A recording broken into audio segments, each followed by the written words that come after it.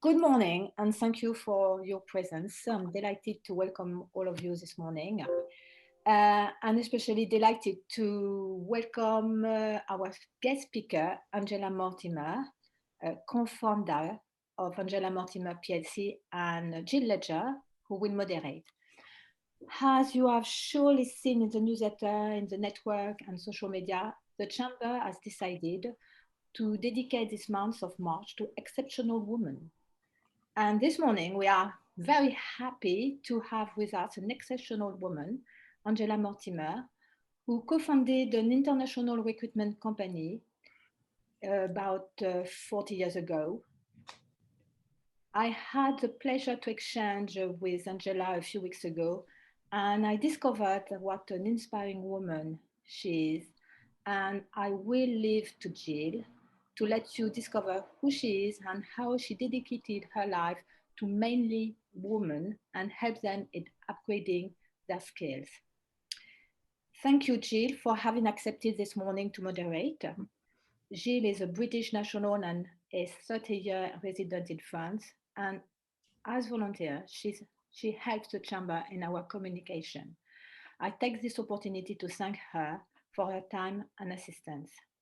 Ladies, the floor is yours.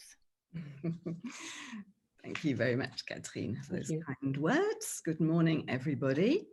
So I will start by asking Angela a few questions that I have prepared, but then of course I will turn the questions over to the floor at some point. Please ask your questions by chat and don't hesitate to write them as Angela is speaking if they come to you, and I will put them to Angela a little bit later on. So, good morning, Angela. Angela, who needs no introduction, particularly in the UK. So, as Catherine was saying, your entire professional life has been more or less dedicated to furthering women's careers. And so the first question is to tell us what inspired you to do this, and also to explain a little bit about how Angela Mortimer, the company, works, because I believe the two are quite related. Yes, that's a pretty big question to start off with. And I've tried to boil it down for you. Can I first of all just thank you so much for this opportunity and for the very kind invitation and for the exceptionally kind introduction. Thank you very much, Catherine. What's inspired me to help women? Well, I think the bottom line is it's my predicament to be a woman too. So it serves my interest, it serves everyone's interest, because as I've grown up, I've just observed so many things which are difficult to understand as to how they can be so ill-adjusted. So if I give you just the basics of how I started off, I'm the youngest daughter of a family of three. And my father believed in education. He had no money. He worked for the post office. He spent every penny on sending us to good schools. And this I thought was a terrible waste of money. It'd been so much nicer to have big holidays, but no, we had to go to school. Because he believed that with education, you can go anywhere, you can do anything. And I was brought up in a very little town in London, in England, Hastings by the sea. On a good day, you could see France, the coast of France. And it was small, boring. It was a depressed situation because it was coming out of World War II. Everything seemed to be working towards keeping you down. And anything that was fun was disapproved of because our parents had had a terrible time. And in our teens, I remember the funny joke that everything that was fun was either immoral, illegal, or it made you fat. And of course, that took in the fact that the birth pill came along when I was 18 years old.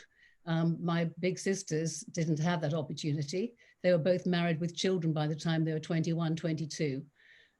But for me and for my generation, it was a liberation to be able to not only choose whether to have children, but when to have children. So I kept having my children till much later on. The school I went to had no pastoral care. My advice on leaving my high school, and I did when I was 16 years old, was I could either be a teacher, a nurse, or I suppose a secretary. It was that demeaning a piece of advice. And my take on that was, well, I'm glad it's so simple and uncomplicated. I hadn't realized life was so simple. But then also I thought, what a terrible prospect that those are the only 3 opportunities I'm going to have. I really can't feel very excited by this. And I left the school at 16 in order to take my A levels, where I was allowed to mix my subjects of science and arts, which otherwise you weren't allowed in the state system. And I got my A levels. I was still feeling pretty dissatisfied. Immediately after my A levels, one of my professors asked me to be his mistress. Well, that wasn't a great example of pastoral care, I guess. And I thought, let's get out of here. Let's go to London. So, because perhaps there's some people who can just see beyond this horizon and offer something more exciting, and I can get away from this sense of despair. London, of course, was rocking. It was wonderful. It was in the 60s. Everything was happening. But particularly what happened for me was I found my place at a teacher training college, and I found something that really excited me. I've always loved nature. I love the fact that my subject for teaching was biology. And the other thing that happened while I was there, which looks like a terrible thing, and it was a terrible thing at the time, but in fact, it launched me on my pathway. My mother, I knew, had cancer. It became terminal, and I nursed her at home for 3 months by myself. And it was a terrible ordeal, but it was also a blessing to be able to give back something to someone who I was very fond of. But the impact of that at a time when it was considered to be inappropriate to talk about death, to talk about bereavement, to talk about anything that might make someone cry. I mean, nowadays you can be a big man with a hairy chest and cry and everyone thinks you're wonderful. Then it was considered very rude and you wouldn't talk about such a thing. So no one talked to me about it. My own family didn't want to talk about it.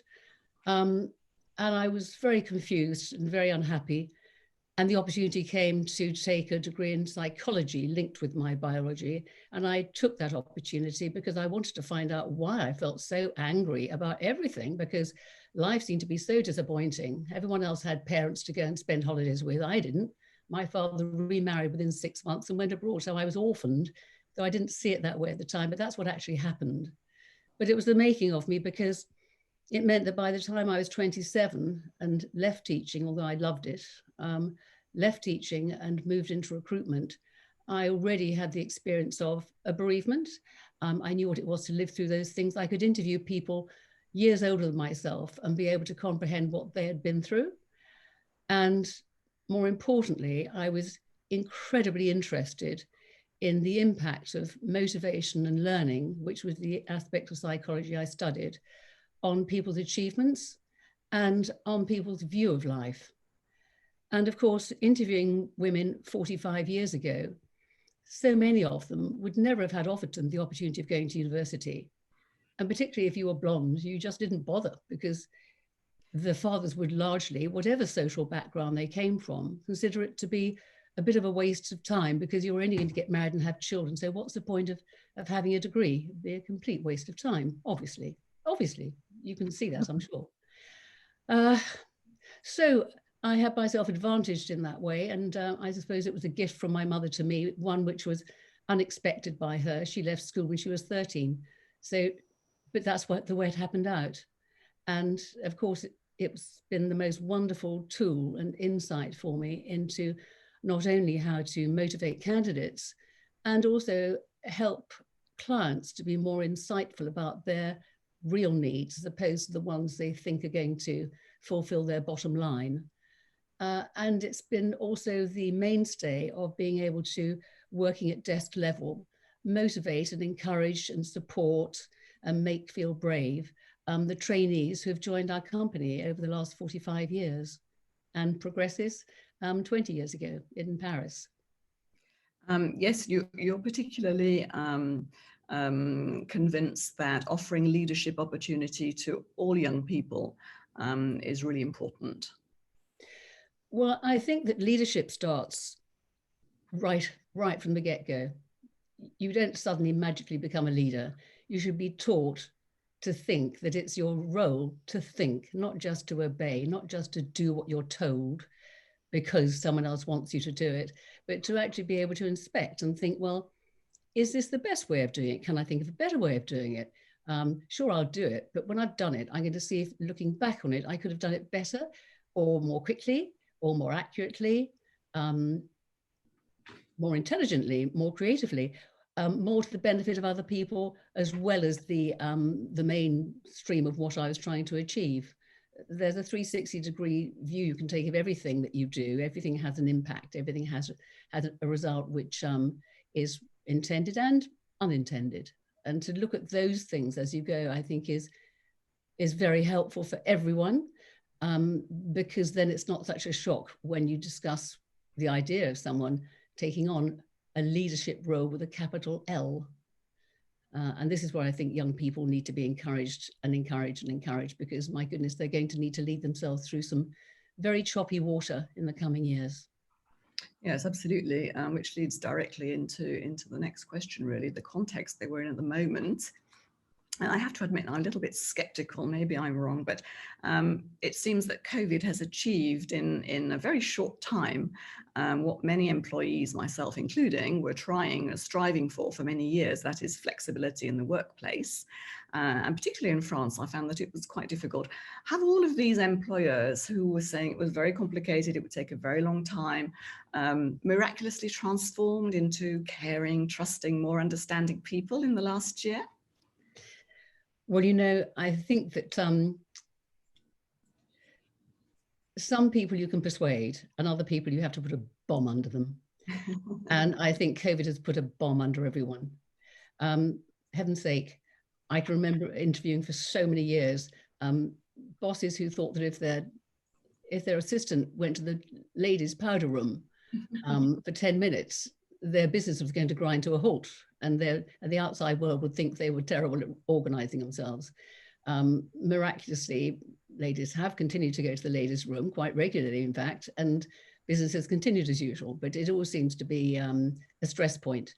I personally have been a part-timer for the last 40 years. When I had my children, I went part-time, and then full-time, and then part-time, then full-time. I've mixed and matched.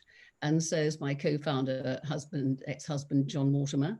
We were able to dance between each other as the business dictated. And in just the same way, I felt that it was terribly important if I gave myself that opportunity of enjoying the children, picking them up from school and giving them tea and being home by bath time. If I gave myself that opportunity, I must also obviously offer it to the people working with me. It would be grossly unfair not to.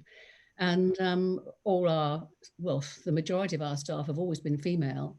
And so it just went with the job that obviously we wouldn't want to lose the knowledge walking out of the door when someone, just because they had a baby, would like to retain that knowledge and be able to support them through the juggling act it has to go on when you're having to be a good mother, a good wife, and a good member of staff, and good to your clients and good to your candidates.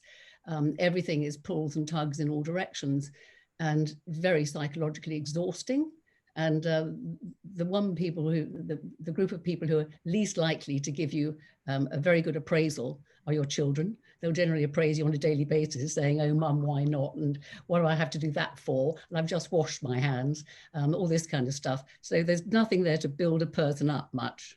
And I suppose also in the same way, you could say very selfishly, when I was pregnant, I was told the full impact of what it is to smoke. And when it became quite clear that afternoon when I was pregnant, it's really bad, I better stop right now. I also brought in a no smoking rule into our office. I had threats of resignation from 10 people immediately. And I said, well, I'm sorry, if I didn't rate you, I wouldn't say you can't smoke. And don't even have them on the desk, because if they're there, they're going to remind me, you, chuck them, or I will chuck them for you. I only had to do it once and they didn't leave their cigarettes on the desk anymore. Anyway, 21 years later, it became the law that you could not smoke in the office. And actually, one by one, everyone gave up with me because they recognized the fact that if you're smoking, everyone else is inhaling your breath. So it was... I remember being in my powder room and with the door locked and hearing people at the wash basin saying, oh, she's a witch. She can't do that. She's not allowed to do that. You cannot throw away other people's cigarettes. That's disgraceful.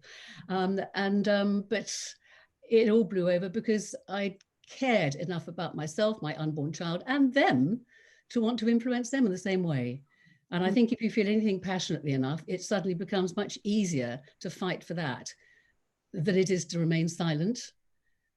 You get terrible blood pressure for a start, I'm sure, if you remain silent when you feel so strongly about something. So there we are.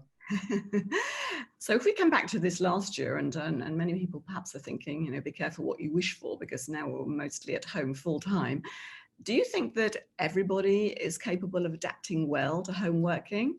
How important is trust? What are the main qualities required, in your opinion, from the employer and the employee's point of view? Well, I think this brings me back to leadership again, insofar as I think that typically in the past, leaders have been chosen because they have the loudest voice, they're more assertive, they are less fearful, more ready to take risks, they will push and shove, and all those elements can be extremely helpful in making a company run, keeping it running. But I think in the future, there'll need to be far more attention given to other skills that a good leader should have. And that is, they should, so I suppose it brings us back to recruitment and what we should be looking for in our staff and potential leaders.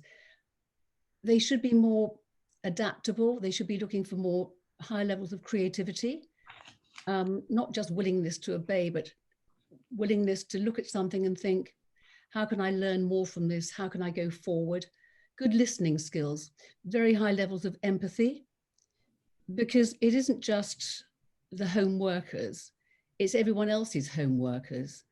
And I think that in the last year, there's been the most extraordinary outflowing of support for each other between companies. And I can relate it back, although of course the millennials won't, to 9/11.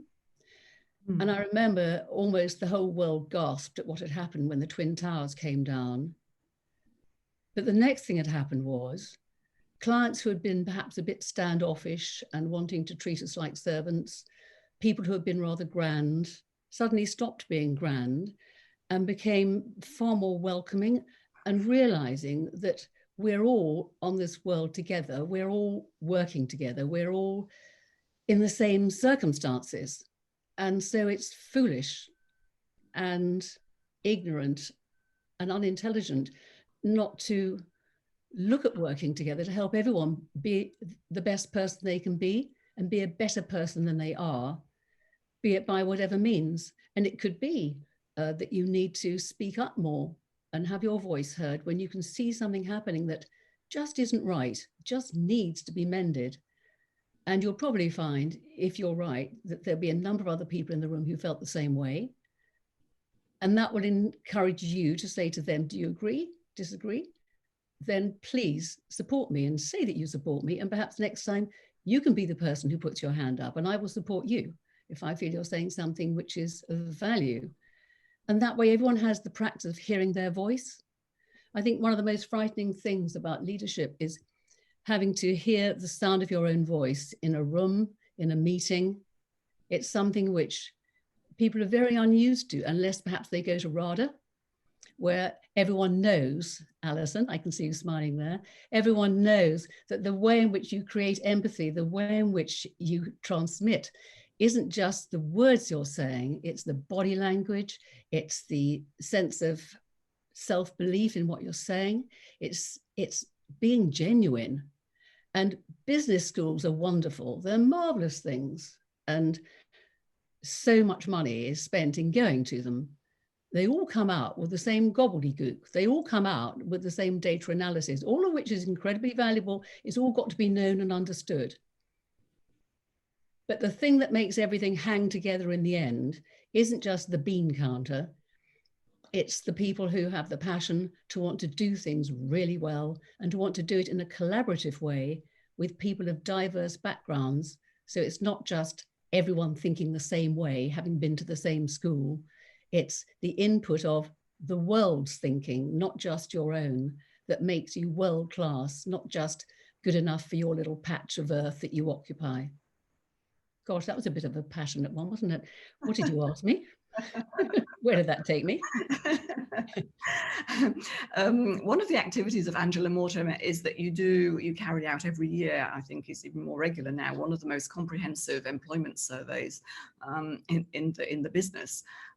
So obviously this last year is a very interesting year and a very difficult year, but what would, are there conclusions, just some examples of conclusions you could give us, particularly about perhaps employer engagement, staffing challenges, this sort of issue?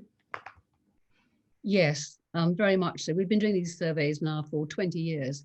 And the last, and just since the pandemic, we've been doing them every 3 months because we wanted to take the temperature of what's happening out there and how people are thinking, feeling. Specifically, it's been because we wanted to know what our staffing prospects might be in terms of what our clients are looking to do in terms of recruitment or no recruitment. So that's important from the viewpoint of being able to safeguard our candidature. But also, we can't help our clients unless we know how our candidates are feeling. And so we also do a survey with our candidates to find out what they're now looking for in their next role. And up until the beginning of COVID, it was always very much personal growth, personal progression, personal development. It was always the top of it. The clients, in comparison, would always be looking at, update their skills, only look at skills, don't bother about the person, just get the skills. A bit like Henry Ford. Every time I go to personnel, they give me, every time I ask for a pair of hands, they give me a person. It's very annoying. I only want the hands, I don't want the person, they're just a pain. And in the same way, I think now that candidature desire has changed. Yes, they want the personal development, but a lot of them are taking options of just perhaps leaving the big corporates behind and starting up their own companies. That way they don't have the difficulty of having a difficult boss. They don't have to abide by a set of rules perhaps they don't completely buy into. And perhaps they can work perfectly well from home digitally. So the new knowledge group of people don't need a big smart office. They don't need a swimming pool. They don't need all the things that the big companies would be offering in order to seduce them into giving up 25 years of their life for a gold watch at the end of it. Gold watches went out of habit a long while ago, but I still know men who bear gold watches. And I think, well, what about the stripes on your back in order to get that watch? And I hope it was worth it. I think people are choosing to be more liberated in the way in which they spend their time. The level of education has been raised dramatically. 45 years ago, it was a rarity to see a woman with a degree. Now, everyone's got a degree. In fact, if you haven't got a degree, what's wrong with you? What went wrong there? And so to look at that and look at and steer the companies toward, what are you doing to make yourselves appealing? What are you going to be able to say to attract the best? Because at the moment, certainly in the UK, it's the habit for people to enroll way before they're going to give in their notice. So we know when we're talking to our clients that we've got about 15 of their people on our books looking to move the minute another job comes up, the minute. Of course, there's a variation in how good those candidates might be. Some are outstanding. The outstanding ones aren't willing to compromise on what they want. And what they want is opportunity. But what right across the board they're all saying now is they want money. And of course, it's just at a time when most companies don't have as much money as they've had before. Mm-hmm. So there's a potential conflict there. But in terms of if you want to get the best, that's what you're going to have to offer, both. There's an exercise in balance between the two, but the two definitely are going to be king. Yes, you've got to be able to offer the money, and yes, you have to be able to offer the prospect, which is why, again, if money is an issue, looking at the younger people coming through, you can look at them and training them, and looking at the older people you have who are a mine of knowledge and information, you can upscale their skills. You can offer them further training. They don't need to go because they're not of the digital age. That knowledge can be retained with all the wisdom they might have gathered along the way, and they can be retrained in other areas. And there are numerous examples of that happening already. You mentioned salaries, and obviously we're here today. And all of this month, the Chamber is celebrating women's success and leadership. So we need to talk about equality. Here in France, there is still a close to 10% pay gap, despite all of the laws, and that's for like the same job. So can you give us a few of your thoughts on the results of the survey and your own thoughts on women and equality and how it is evolving? We're not quite there yet, I don't think. I have to say, I think you're absolutely right there. It's been illegal to pay a different rate for the same job in the UK for about 15 years. Actually enforcing it is another matter. And I have an example just last week of where an attempt was made by a partner of a firm to bring in someone at £15,000 more than their existing counterpart, who happened to be female, and the person they're looking to bring in happened to be male. And big pressure, so much pressure was put on HR as far as this is concerned, that it had to be left at, okay, either you let me offer this person the job at the same rate, or I'm going to have to take it to the senior partner, because I'm not going to pass this one up. It's too important. And my boss has my back. And anyway, I think I can pull it off. Well, the person concerned did pull it off, got the person in at the £15,000 less than. So there was no need for the fight in the first instance. But there's pressure to employ at the top of the salary band when it's needless, particularly when it's the man involved, it takes my breath away, because obviously it is illegal, but we still have, and of course also we have women occupying the more lowly paid jobs as well.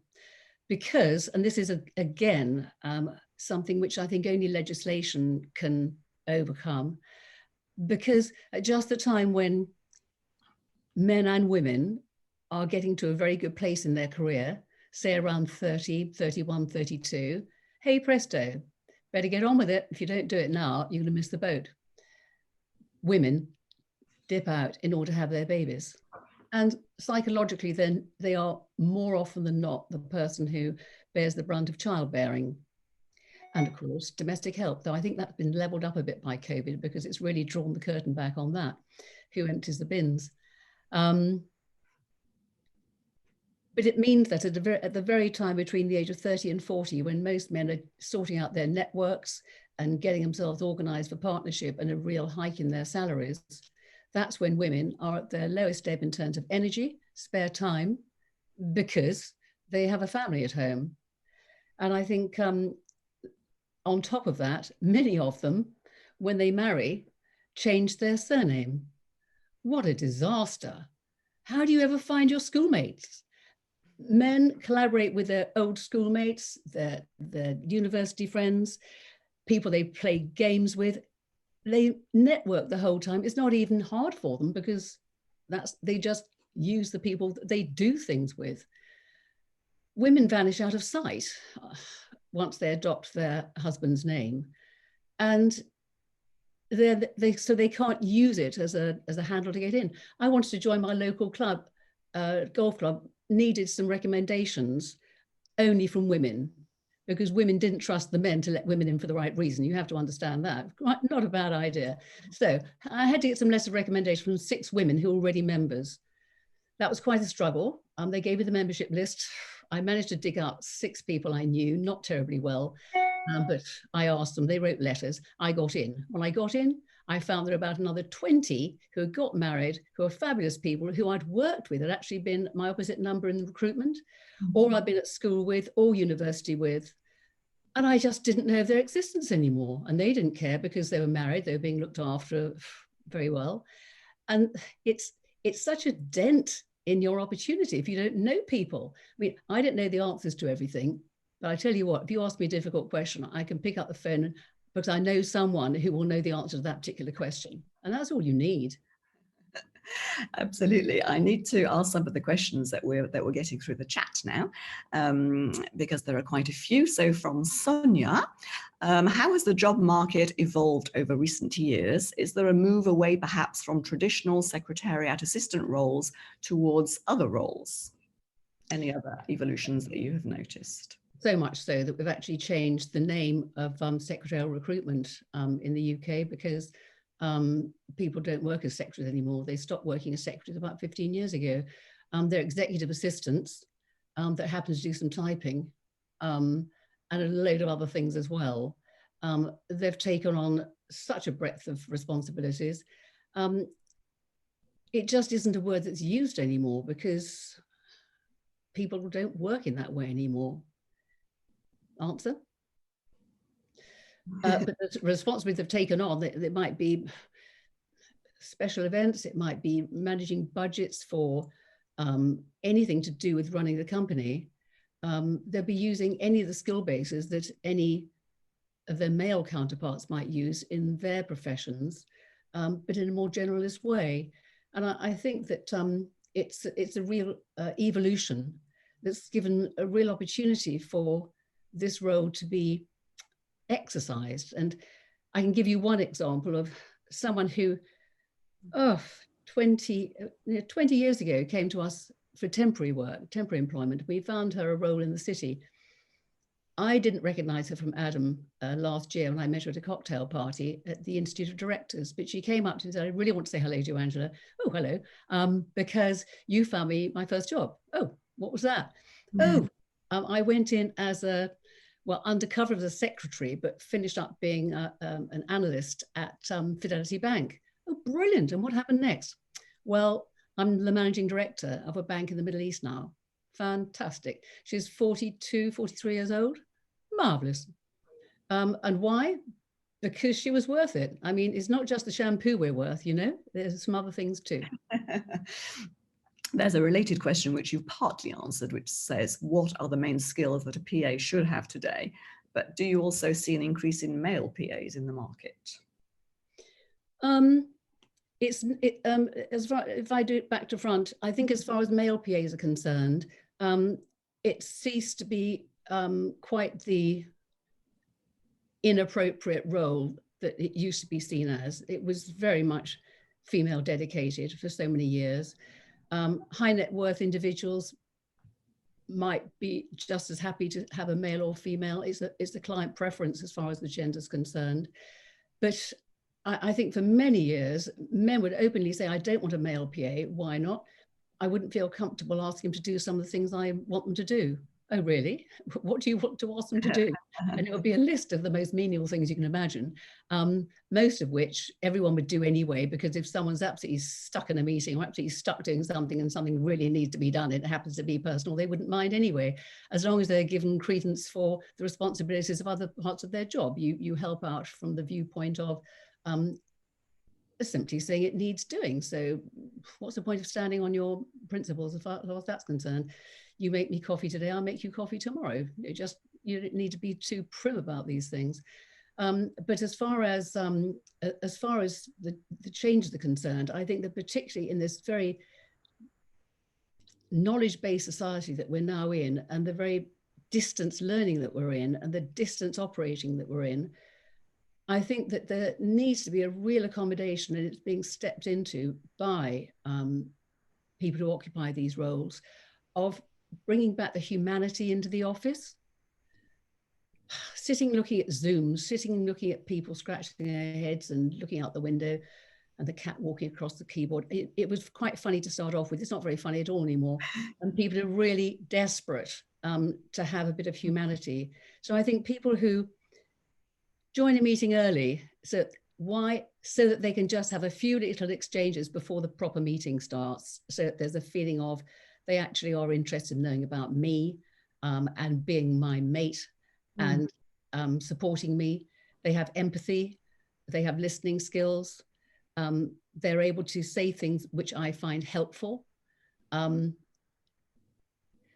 kind of humanity, I believe, is something which has always been of use to bosses.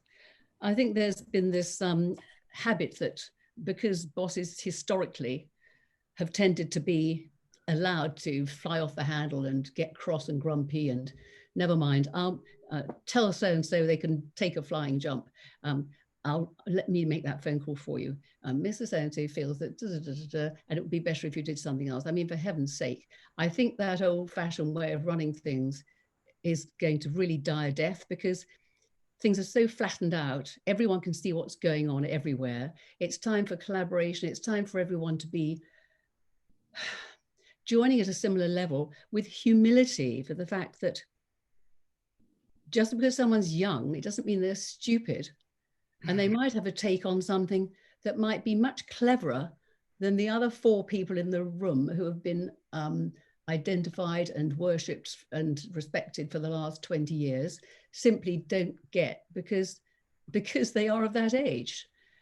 So I think the young have a huge amount to bring in, and they need to be given the hearing space.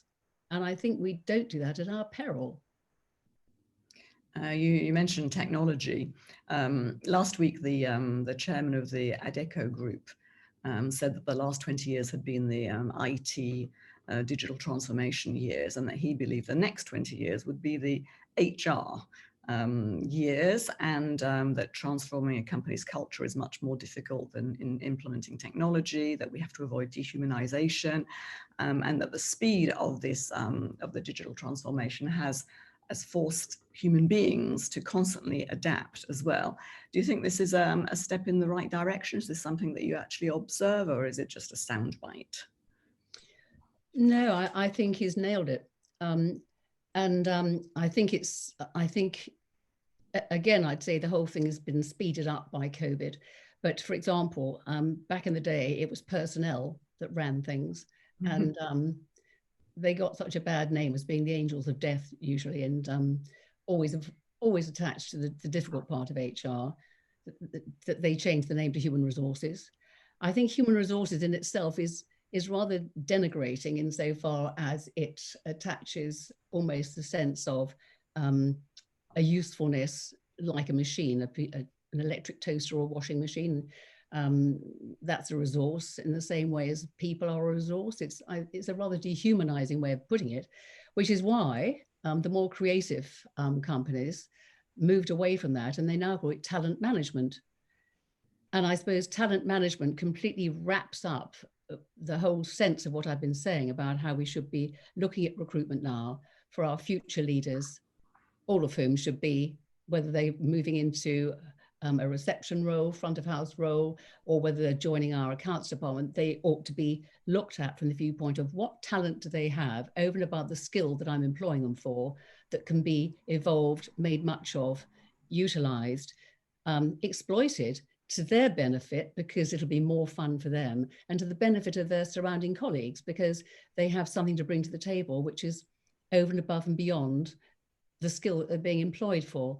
So I think talent management, talent spotting, and talent development is absolutely key. And I guess that's another way of saying humanizing.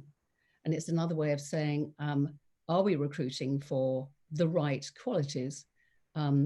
Could we be recruiting for qualities that we don't normally test for? Should we be recruiting for people who have, as we do when we're interviewing, empathy, good listening skills? Do they have resilience? Doesn't matter how good you are at a job, if you haven't got resilience, you're going to be fading out. And if you haven't got resilience in our existing staff, how can we give you more resilience? What habits, what practices can we introduce to give you more resilience? And that will be to the benefit of yourself and your private life, as well as your business life. Because if someone's struggling with their home life, they're going to be struggling with their business life. So I think it's always been the responsibility to look beyond the desk someone's occupying, but I think never more so than now, into ensuring that the home is being kept together by that person, and you're not putting even more difficulties in their way, you're actually helping them. A question from Natalie: what advice would you give to women who are aspiring to take on leadership positions today? Surround yourself with people who are positive thinking. Definitely. Anyone who isn't very positive thinking, keep them to one side and only see them in a group, so you don't get dragged down by them. Don't be frightened of picking up the phone and talking to people who you already think are several steps ahead, perhaps 10 years older. Go and talk to them about it. Get on a leadership training. Right at the beginning of our career, John and I went on a leadership training course. It cost a lot of money. well, you're going to go poo-poo, £500. It was a lot of money. We didn't need to spend it, but we did it. It was a lot. And it was training you to look beyond your own horizons, training you to think bigger. And it finished up with public speaking. And I think that the last session was you had to stand up in front of your peer group and give a speech about something. Well, needless to say, I wasn't the elephant in the room. I was the only woman in the room. I mean, story of my life up until the last 20 years. So I had to stand up in front of all these men and give a speech. But the great thing was, when I did it, I realized actually I was a whole lot better than at least half of them. And some of them were simply awful.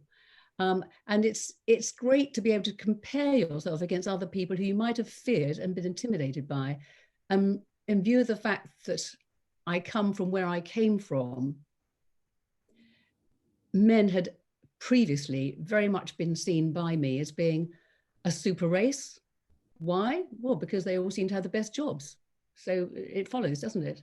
When my daughter got to Cambridge, she said, what do you mean, Mum, we're equal? There aren't any female professors on my area. It's been a long time coming.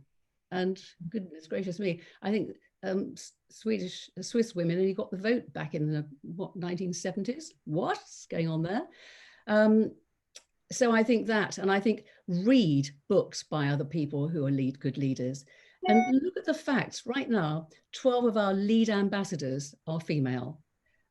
We've got female ambassadors in the States, United Nations, Australia, Canada, all over. 12 of what we see as being the most senior posts are occupied by women. Why? Because they're good at it. Obviously, no one was giving them a leg up as a token. They couldn't possibly afford that, not in a role like that. So look around you and look at the people who are making it and look at what they did. A lot of them will have done things the way you didn't want it. But one of them will speak to you. One of them just think, yeah, I can see that. I could do that. I'd like to do that too. And I think that can be a great reward. Does that answer? Absolutely. We have a question from Derek. Do you think the younger generation, e.g. my 16-year-old daughter, will have built up resilience as a result of COVID? I think as far as your daughter's mental health is concerned, and that's a huge issue over here at the moment, it will depend on a number of things. It will depend on how she's been brought up by you to start off with. And it will depend on how honest we are with the younger generation, all the 16-year-olds, girls and boys, about just how hard it's, just what a different 16-year-old time they're going to have to the one that we had.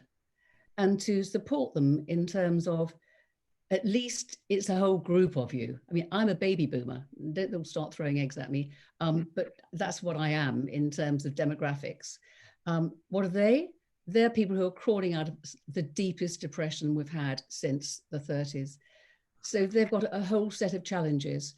And I think that if they feel that we're behind them, we're very aware of it.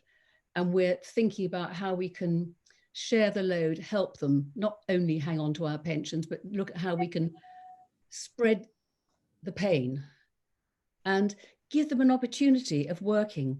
I used to take my daughter in to work with me from the age of 12 onward. We had a Daughters at Work day. So I would have them joining in with me and son. I also sent them both to Secretarial College in the middle of their summer holidays. That was fine. It put them ahead of the game. I mean, typing at 90 isn't a big disadvantage. I think you'll agree. But I think that kind of inclusion in your own life is very supportive. They can see that they're not only part of your gang, your family gang, but also their gang at school. I think giving them that example and giving them the opportunity of how to think. When they tell you about a problem, tell them another positive way of thinking about it. Okay, you've just made a mistake. Brilliant. Do you know what? Now you've made that mistake. You didn't have to pay and go on a course to find out how you must never do that again. You've made a mistake and you've learned from it. Fabulous. You'll never make that mistake again. So there are positive ways of looking at everything. Everything. You just have to look for it. Teach them that habit of how to find the positive in everything and what the learning is from everything that happens to them, good or bad. And that will help give a very positive psychological loop back, a feedback loop, which is positive and reinforcing. Thank you, Angela. We're unfortunately running out of time, but I think that that it would be nice if you could give us perhaps a message of hope for 2021, a few final messages that you'd like to leave us with. Well, I think that one terrific thing that's come out of this is how women are finding their voice as a group, perhaps more so than ever before. And I think to build on that strength and not be frightened of hearing your voices, and think that you're doing it because you're doing it for your children and your grandchildren. Think of all the things that you're good at. Don't think about the things you can't do. Think about the things that you're rather good at. Think about how adaptable you are. Think about how creative you've been. Think about how you can juggle things. Think about all the things you've survived already and take a lot of hope from that.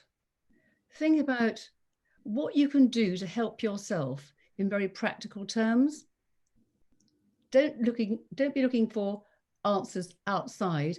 Look first of all inside yourself, how you can help yourself to find something that you really care about.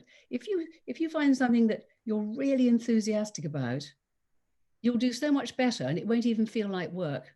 It'll feel as if you're just doing the easy way. So I think look at that.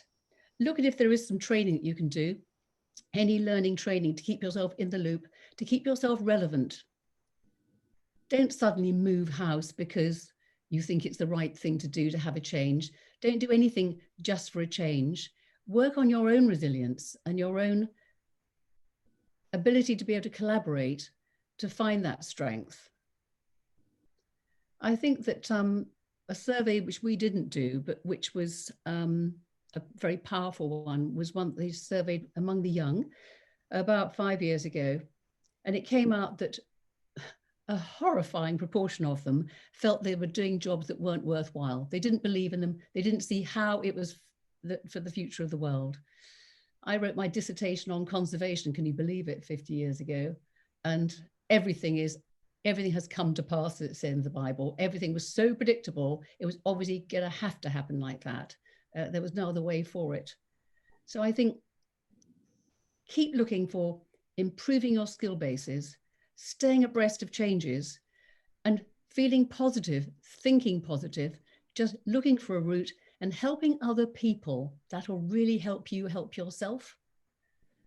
So that's on an individual basis. And as far as companies are concerned, treasure the knowledge that you have in your company already, look after it, tend it, and help people forward if they've got stuck. And give space to the young and the humility to hear what they have to say. I think we have a lot to learn from them. That's what I think. And that, I think, is a very big leadership skill, that listening one. Thank you, Angela. You mentioned companies. I think that for your Blue Book surveys, you're interested in widening the company base, are you not? Perhaps some of the Chamber's members would be interested in. Is there any particular profile of companies that you are looking for? Yes, the whole rainbow. Insofar as we already have on our books in the UK people like McKinsey, PwC, RADA, but we also are looking for the SMEs. 80% of the GDP of the UK arises from SMEs, small to medium-sized enterprises. And so we're very interested in hearing the voice of France as far as that's concerned. And it is in French as well, for those people who prefer to read it in French. And we would love to be able to increase the spread. We also have offices in Brussels, and increasing that spread of knowledge is nothing but helpful for everyone involved. The more people who are inputting, the better the understanding we can have of how other companies are thinking, and also looking at their ideas and borrowing them. And our consultants are very happy to take the book out to do the survey with you, if that's preferred, or do it on the phone, Zooming, obviously, whichever is more convenient and most fun. And so very much we would love to do that to increase the footfall of our Blue Book, which is not just salaries, it's also employment matters. So it's everything that any right-thinking talent manager should be looking to put on their bookshelf and take off frequently to help give them a lead into the future. Fantastic. Well, I'm going to pass back to Catherine now, but I think the Chamber is very happy to relay that message to our members. Thank you.